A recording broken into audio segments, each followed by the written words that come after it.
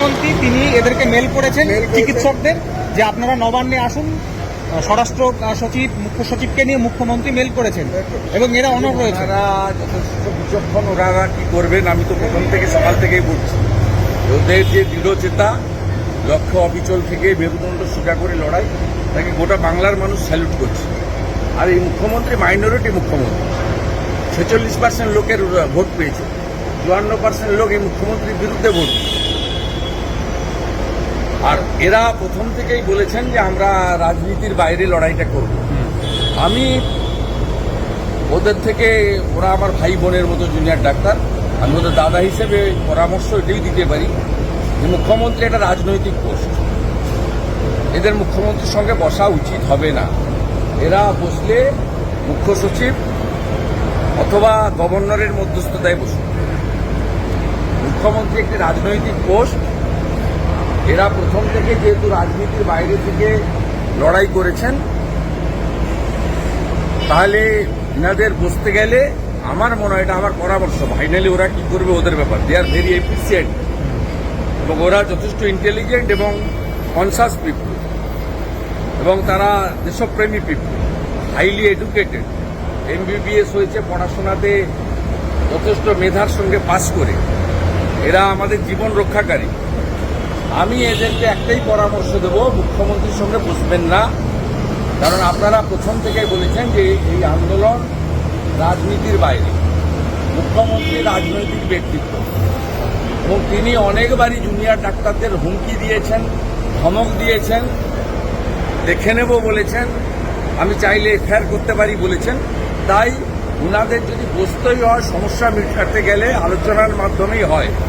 সেক্ষেত্রে মুখ্য সচিব বা আমাদের যে রাজ্যের সাংবিধানিক প্রধান রাজ্যপাল মহোদয়ের মধ্যস্থতায় বসা উচিত। মুখ্যমন্ত্রী উৎসবে ফেরার কথা বলছেন এই আবহে। বাঙালি কি করবে সেটা মমতা ব্যানার্জি বলতে পারে না। 18 তারিখে সুপ্রিম কোর্ট দেখার পরে বাঙালি ঠিক করবে বাঙালি কি করবে। বাঙালির দায়িত্ব মমতা ব্যানার্জি কেউ দেয়নি, কারণ উনি গত লোকসভা ভোটেও 45.67% ভোট পেয়েছেন। উনার বিরুদ্ধে 56% বাঙালি ভোট দিয়েছে। ভাগ হয়েছে ভোট, বিজেপি 39, CPM 5.5 ভাগ হয়েছে, তাই উনি জিতেছেন। কিন্তু গরিষ্ঠ সংখ্যক বাঙালি উনার প্রতি অনাস্থা জ্ঞাপন করেছে লাস্ট লোকসভা নির্বাচনে। স্বাভাবিকভাবে বাঙালি কি করবে সে সবার ঠিকা মমতা ব্যানার্জিকে দেয়নি। আমি বিজেপিকে রিপ্রেজেন্ট করি। BJP goat 2,33,27,000। আমার যে 2,33,27,000 বিজেপির ভোটার আছে, মোদিজির ভোটার, তাদের দায়িত্ব মমতা ব্যানার্জি নেননি।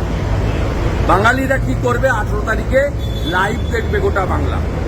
সুপ্রিম কোর্টে কিভাবে কপিল সিব্বলকে দিয়ে জাস্টিস যাতে না পায়, আমাদের অভয়া বলুন, তিলোত্তমা বলুন, কাদম্বিনী বলুন, আফটার আমাদের বাড়ির মেয়ে, আমাদের বোন, মানুষ দেখেছে কিভাবে কপিল সিব্বল সহ কোটি টাকা দিয়ে লয়ার নামিয়ে মুখ্যমন্ত্রী যাতে জাস্টিস না পায় সেই ব্যবস্থা তিনি করছেন।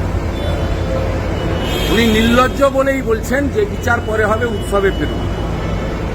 আর আমরা যারা হিন্দু উৎসব করি না, আমরা পুজো করি। উনি পুজোকে পশ্চিমবাংলায় উৎসবে পরিণত করতে চান। যারা আমরা প্রকৃত সনাতন হিন্দু, তারা অষ্টমীর দিন সংকল্প রাখি এবং পুষ্পাঞ্জলি দেওয়ার পরে তারপরে আমরা আমাদের যে কর্ম করি। আমাদের নবমীর দিন ধনুচি নাচ আরতি হয় এবং দশমীর দিন মায়েরা সিঁদুর খেলা করে। সব কিছু হয় পঞ্জিকা এবং শাস্ত্র মতে। বাঙালি বা বিজেপি কর্মীরা কি করবে, আপনি কি বলবেন?